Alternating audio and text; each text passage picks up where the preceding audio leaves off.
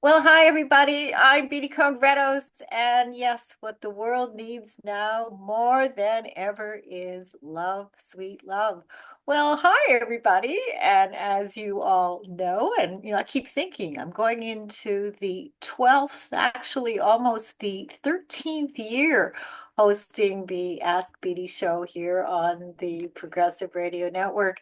And I know that many of you have tuned in for most of those years. And what I really hope is that every week that there is some little thing, it may not be a monumental thing that I say that I'm trying to convey to you that can really have a positive impact on your life.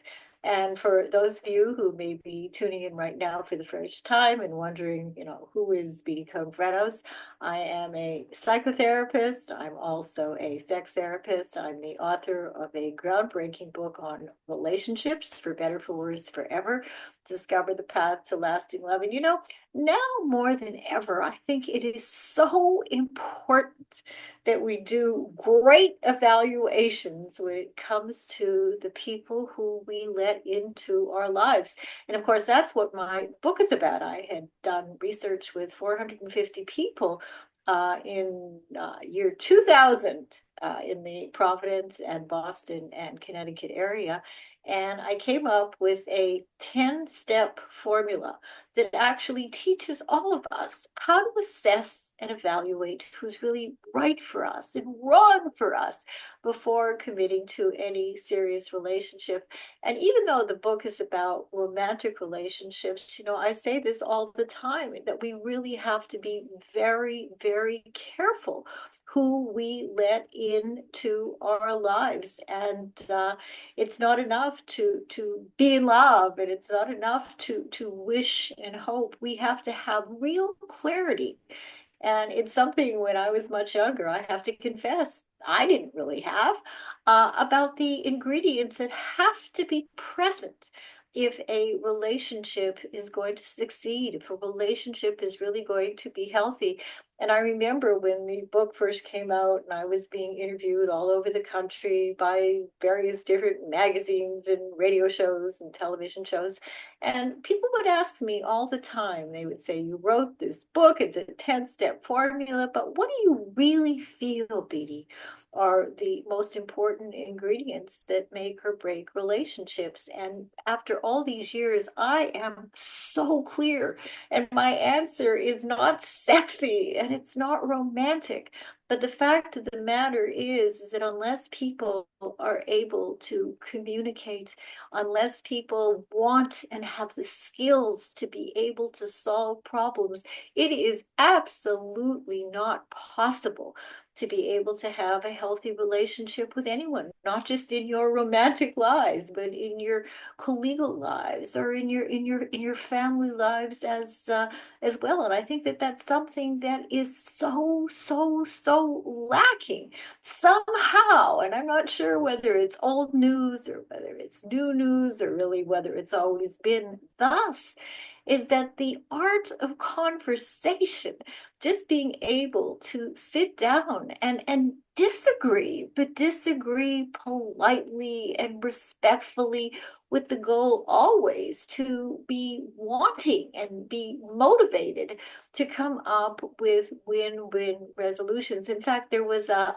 really good article in the New York Times yesterday, and it was written by Dr. Orna Guralnick. And Orna is a psychoanalyst, she's a psychologist, and she also happens to be the host of a really terrific show, Couples Therapy. And the article was Lessons from Couples Therapy, how it can help a divided nation. And she was talking about the importance, of course, of communication and problem solving. And I was sitting and reading the Sunday New York Times, and I said to Jim, my husband, I said, I really need to respond. I think it's all well and good for all of us to be talking about the importance of communication and the importance of of developing our problem solving skills.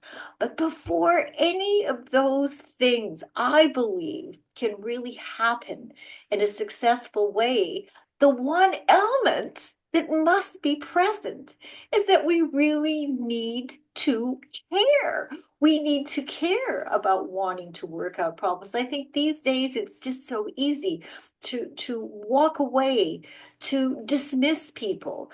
And just think about what is going on. If we're talking about dismissing people, talk about what is going on in the world of estrangement. And it was a couple of months ago. And as you know, I am the advice columnist for dance papers in the Hamptons and also in Palm Beach. And I wrote a very, very lengthy article on what is going on in the world of estrangement. I mean, the fact of the matter is, and every time I cite the statistics, I mean, I cannot even believe that it is what it is. But here we have 1 in 4 adults are estranged from their families. And of course, my article, talked about possible ways to reconcile, because that's who I am as a person. That's who I am as a therapist. And of course, that's who I am as a competitive tennis player. Coming from behind, trying to find strategies with a coach, without a coach, to come up and resolve issues, resolve obstacles. But the fact of the matter is that I received so many emails from subscribers to Dan's papers. I don't think there was any article that I have written where the response has been as great as it was. And I must tell you that there wasn't one response from an adult child. It was the parents who were so distraught and so upset and wanting to know whether I felt there was something, some little thing that they could do to reconnect with their adult children. I mean, some of these parents had been really exiled from their children's lives for years. And here I am, the comeback girl, the person who really believes in my mantra of acknowledge and address and resolve as best as we can the things that continue to get in the way of our lives and our relationships. But if we're talking about relationships, we cannot do this on our own. And I want to tell you, and of course, I'm going to change the details to protect the confidentiality and anonymity of my patients, of a couple of patients that actually came in to see me as a result of my article. Well, one mother who has two adult sons has not seen or heard from her sons, one in 3 years and one in 5 years. And as it so happens, these young men happen to be recipients of major trust funds. Okay, so they get an enormous amount of money, whether they work or they don't work, from their parents' estate.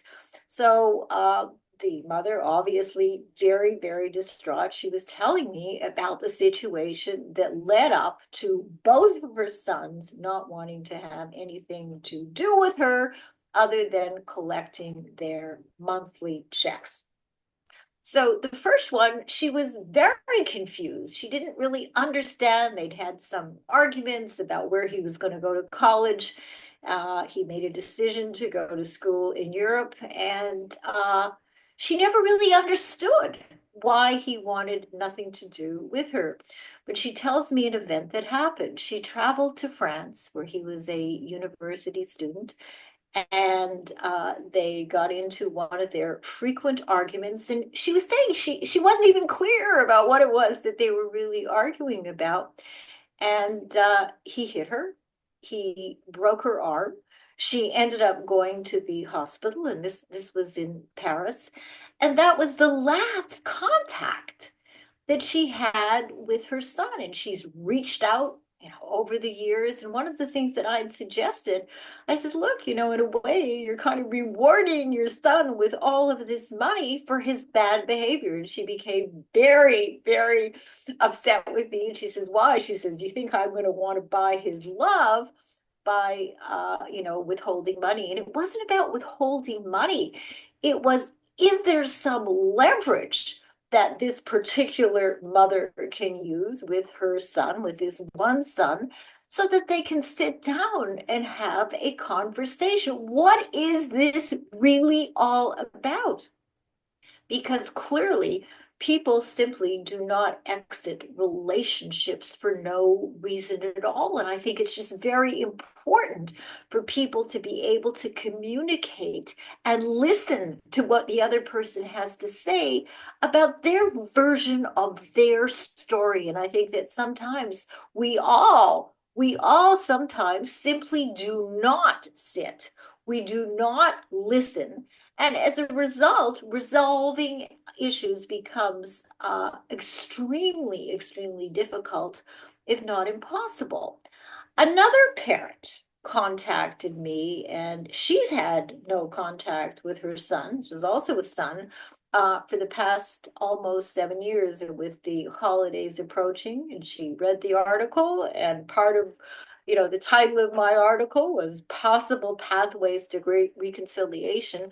She was hoping that maybe there was something that she and I could do together to perhaps reach out to her son, which I did, and I'll tell you what happened as a result of that. And she too, there were no big events. One event was that he had wanted to borrow some money from her. She agreed. She, of course, was hoping that he was going to keep his word and start to repay. It was a very large sum of money. It was over $100,000 that she and her husband had loaned him. But there was no event. There was no, what seemed to me, catastrophic event that would have caused this kind of estrangement. So she was just wondering, what really happened? Why is it that because we were talking about a loan, because we were talking about repayments, that he wanted nothing more to do with her? Now, in my world, the loan, the trust fund, these are all what I call presenting problems. That is what may bring people into a therapeutic situation, or that is what people may believe is the real core issue of what the problem is about. But for the most part, that is never the real underlying issue that would cause something as deeply disturbing as estrangement. So she and I discussed what to do, what to do. Well, I thought, well, one of the things that I might try, and the mother was really all for it. I said, I'm going to call him and tell him that I met with you and that you love him, and that perhaps you didn't hear sufficiently what he had to say, or what his story was about why he chose to have nothing more to do with you and your husband. So she was all for that. So it was last Sunday. I was sitting in my office here in, of course, it's cold New York City, and I decided that I was going to give him a call. So I left a message. I introduced myself. I said that, your mom wanted me to call, which of course she did. And she loves you very much, and she misses you very much, and would do anything at all if we could sit down and talk about how to work all this out. Well, I heard nothing for the rest of the day. And I'll never forget it. I was sitting and talking with my husband, Jim, and there was an email chime that came off my phone. And there was an incredibly nasty, threatening email from this son saying that I should never contact him again, and what a terrible thing that I did, and to leave him and to leave his family alone. Now, again, what to do, what to do if somebody doesn't want to connect with you. what to do if someone you love and someone you care about and someone you miss, whether we're talking about parent-child relationships, whether we're talking about other kinds of family or romantic relationships, what to do if you can't somehow encourage somebody who you really care about to sit down and have some real conversations to see whether or not repair is possible. And in these situations, I called the mother, and of course, I told her what happened, and she was just absolutely beside herself because I think she was hoping that maybe there was something positive that would come out of my having reached out to her son. But, as I've found over the years and throughout my life, we can't make anybody do anything that they don't really want to do. We can encourage change, we can encourage dialogue, we can really go out of our way to do everything possible to try and make amends, because let's face it, something happened clearly in both of these situations, more than the, in quotes, presenting problem that really contributed to these adult sons wanting absolutely nothing to do with their mother. And yet, our hands are tied. And when, as parents, and this is sort of another question, because again, when I continue to read about estrangement, where we have 1 in 4 adults, I mean, that's a lot of people, adult children who seemingly want to have absolutely nothing to do with their parents, where dialogue is not possible, where they have no desire, seemingly, to work things out or to resolve the issues that contributed to the estrangement. And with both of these women that I saw in my office. I mean, what else can you do? I mean, how many more years do you reach out and reach out and reach out, and you are completely ignored? It's not even that there is a conversation any longer. These sons have made it very clear that they want absolutely nothing to do with their mothers. So then it becomes an issue for the mothers, for the parents. How do we then deal with this reality? And I know that there are support groups, and of course there is therapy, and there are people who you can talk to. Hopefully, you have friends, you have family, who you can try and work all of this out. I mean, there is never going to be a perfect resolution when you have a situation where your adult children want absolutely nothing to do with you at all, where there is no desire in any way, shape, or form to communicate about what happened, what didn't happen, and more importantly, how to go about making repair.